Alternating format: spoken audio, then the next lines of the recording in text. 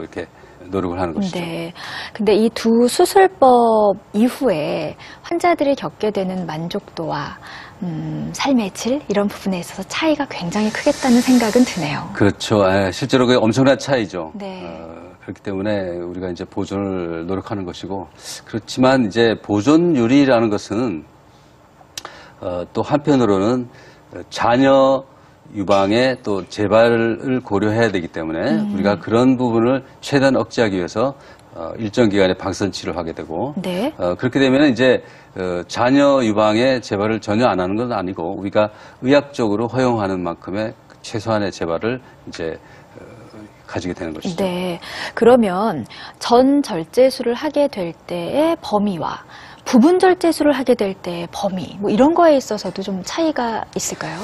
암의 형태와 그 분포, 또 암의 성질에 따라서 상당히 이제 그 범위가 달라지죠. 네. 전절제라는 것은 뭐 그냥 전체가 다 제거되는 것이고, 부분 절제는 위치, 또 분포, 또 특히 이제 유두와 관련돼서 여러 가지 고려해야 될 부분이 있기 때문에 네. 어떤 때는 볼륨, 그 형태는 유지하지만 유두 자체가 또 부분적으로 없어지는 경우도 있고, 네. 그래서 물론 나중에 이제 성형을 할 수가 있겠죠. 여러 가지 다양한 그 형태로 부분적으로 제거가 되는 것이죠. 네. 최선의 선택이기는 하지만 이 유방 보존술이라는 게 모든 환자가 다 받을 수 있는 건 아니잖아요. 그렇죠. 네. 아까도 말씀드렸지만은 그 절제가 되어서 일단 안전해야 되고 재발의 위험이 적어야 되고, 네. 또 사실은 부분적으로 절제했다 하더라도 미용적인 효과가 어느 정도 돼야 되는 네. 그런 부분이 고려돼야 되죠. 네. 혹시 뭐 젊은 여성이라든지 결혼을 하기 전의 여성이라든지 출산 전의 여성 같은 경우에는 가능하면 더 그 유방을 보존하려고 하는 그런 시도를 하시나요? 그렇죠. 우리가 이제 보조를 하느냐 전 절제를 하느냐는 우리가 의학적으로 설명을 하지만은 환자의 그 동의가 굉장히 중요합니다. 네. 왜냐하면은 둘 다 이렇게 완벽하다고 볼 수는 없기 때문에 또 보존에는 또 이제 국소 재발의 위험이 있고. 네. 근데 이제 안타깝게도 사실은 젊은 여성들은 오히려 보존이 어려운 경우가 많습니다. 그 어려운 경우는 이제 좀 늦게 발견됐다든지, 네. 혹은 상대적으로 또 종양이 너무 크다든지, 그래서 우리는 이제 항암을 또 먼저 해서 종양을 줄여서 하게 됩니다. 네. 그래서 여러 가지 이제 우리 책약을 쓰지만은 또 원하지 않는 대로 될 때가 종종 있고, 네. 그럴 때는 이제 전절제를 하고 동시에 이렇게 복원 수술을 하기도 하죠. 예, 그렇군요. 우리가 얘기하다 보니까 림프절 얘기가 많이 나오거든요.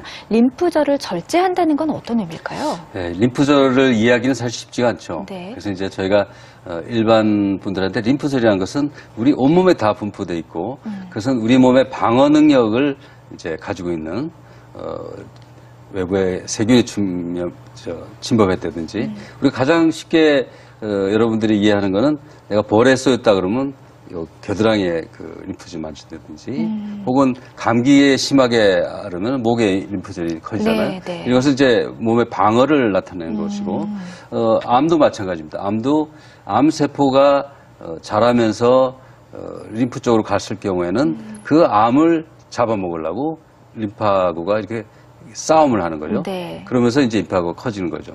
바로 그런 얘기는 인파가 커져 있거나 혹은 인파에 암이 가 있을 경우를 생각해서 인파를 다 제거하게 되는 수술을 이제 동시에 하게 되는 거죠. 그렇군요. 림프절 전이는 어떻게 확인하는 건지 저희가 화면 준비했습니다. 감시 림프절을 찾기 위해 먼저 유두 주변에 동위원소를 주사한 후 방사선에 반응하는 기계를 이용해 감시 림프절의 위치를 찾아낸다. 소리가 나는 부분이 바로 감시 림프절이 있는 자리. 3개 정도를 떼어낸 후 동결 검사를 통해 암의 전이 여부를 확인한다. 그러니까 이 감시 림프절이라는 게 유방암의 전이 여부를 림프절로 전이했는가의 여부를 확인할 수 있는 첫 번째 관문이다. 이렇게 보면 네. 되겠네요. 저희 외과 의사들이 볼 때는 네. 이 감시 림프절이라는 개념은 정말 그 혁신적인 네. 우리 수술의 변화를 가져오게 됩니다. 이전에 저희가 초창기에 수술을 했을 때는 유방을 전체 절제할 뿐만 아니라 임파절도 모두 우리가 이제 세 구역으로 나누는데 네. 세 구역을 다 제거를 했죠.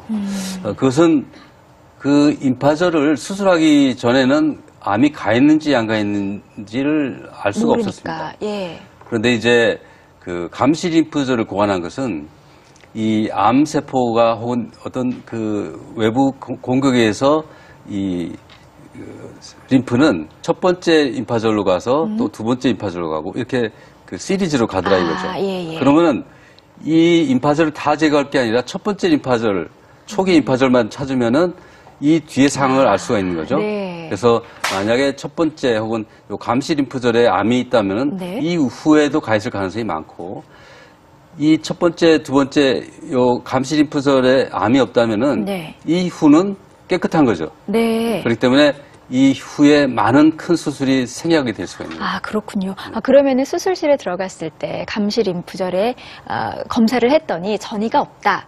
그러면 의사 입장에서도 굉장히 기쁜 경우겠군요. 그렇죠. 의사도 기쁘고 환자도 기쁘고. 아, 그러네요. 그러면 이 감시 림프절의 검사가 보편화되기 시작한 건 얼마나 됐어요?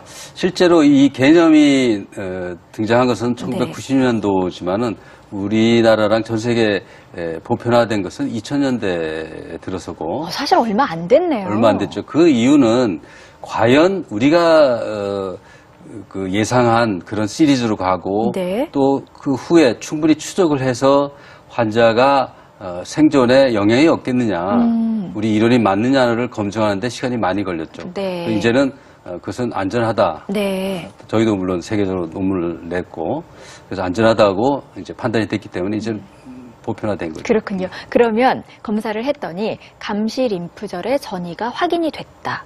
그 다음 단계는 뭐가 되나요? 네, 감시 림프절에 우리가 이제 림프절이 콩처럼 생겼어요. 네. 그것을 이제 동결 절편을 내서 이렇게 얼려서 그 현미경으로 거기에 암세포가 있는지 없는지 보고 거기에 암세포가 발견이 되면은 우리가 종례하듯이 그 후에 모든 림프절을 다 제거를 하죠. 최근에는 감시 림프절이 암이 보이다 하더라도 네. 그 후를 절제를 안 하는 수도 있어요. 네. 그런 경우는 이제 굉장히 선택적으로 나중에 이제 방사선 치료로 이제 그것을 처리하지만은 네.